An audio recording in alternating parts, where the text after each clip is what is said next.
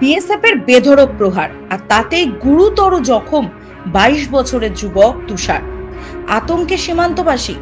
ত্রিপুরা রাজ্যের করমচৌড়া থানাধীন আশাবাড়ি গ্রাম পঞ্চায়েতের সীমান্তবর্তী এলাকায় আবারও 49 নম্বর ব্যাটালিয়ন বিএসএফ এর বিরুদ্ধে তাণ্ডবের অভিযোগ।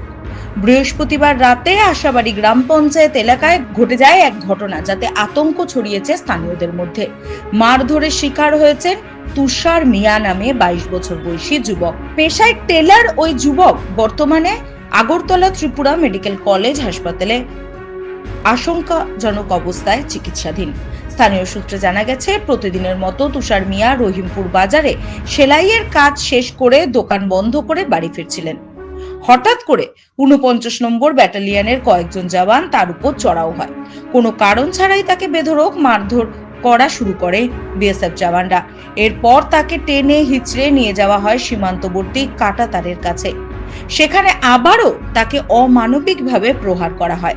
অত্যাচারে জর্জরিত তুষার মাটিতে লুটিয়ে পড়েন এবং বাঁচার জন্য তুষার চিৎকার করতে থাকেন। তার চিৎকার শুনে স্থানীয় বাসিন্দারা ঘটনাস্থলে ছুটে এলে চাঞ্চল্য সৃষ্টি হয়। প্রত্যক্ষদর্শীরা জানান, এইভাবে প্রতিদিন সাধারণ মানুষকে বিএসএফ হয়রানির শিকার করছে।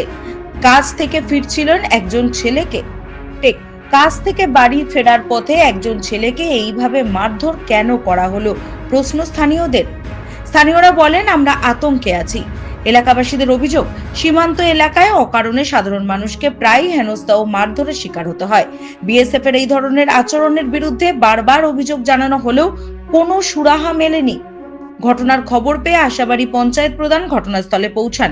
তিনি আহত যুবককে উদ্ধার করে পরিবারের হাতে তুলে দেন। পরে পরিবারের লোকজন তুষারকে বক্সনগর সামাজিক স্বাস্থ্য কেন্দ্রে নিয়ে আসে। কর্মরত চিকিৎসক শ্যাম দেববর্মা তুষারের গুরুতর চোটের কারণে প্রাথমিক চিকিৎসার পরই তাকে আগরতলা ত্রিপুরা মেডিকেল কলেজ ও হাসপাতালে রেফার করেন। চিকিৎসক সূত্রে জানা গেছে, তুষারের শরীরে বিভিন্ন স্থানে মারাত্মক আঘাতের চিহ্ন রয়েছে। বিশেষ করে হাতে এবং কোমরের পেছনে চোট লাগায় তার অবস্থা উদ্বেগজনক। এই ঘটনায় সমগ্র আশাবাড়ি গ্রাম পঞ্চায়েত এলাকায় ব্যাপক ক্ষোভ ছড়িয়েছে। স্থানীয়দের অভিযোগ, সীমান্তে প্রায় সাধারণ মানুষ বিনা কারণে বিএসএফ এর রোষের শিকার হচ্ছেন। প্রশাসন নীরব ভূমিকা পালন করছে বলে তারা ক্ষোভ প্রকাশ করেছেন। এলাকার মানুষের অভিযোগ, যদি অবিলম্বে এই ধরনের কর্মকাণ্ডের বিরুদ্ধে ব্যবস্থা না নেওয়া হয়, তবে আগামী দিনে বৃহত্তর আন্দোলনে নামতে বাধ্য হবেন স্থানীয়রা।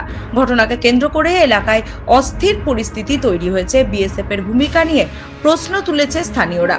বর্তমানে গুরুতর আহত অবস্থায় তুষার মিয়া নামে ওই 22 বছর বয়সী যুবক হাসপাতালে শয্যাশায়ী অবস্থায় লড়াই করছেন মৃত্যুর সঙ্গে। কে মারছে?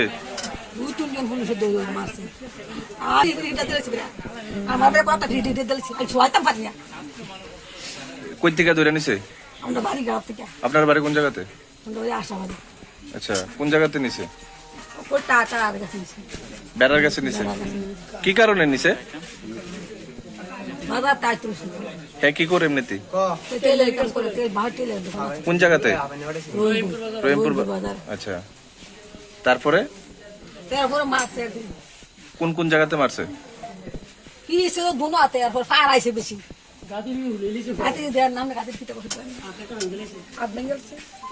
আমি তো পারি না, তো আমরা 2-3 বার ঢালছি হ্যাঁ বাড়ি ভিতরে ঢুকে লাগছে এত ফাউল।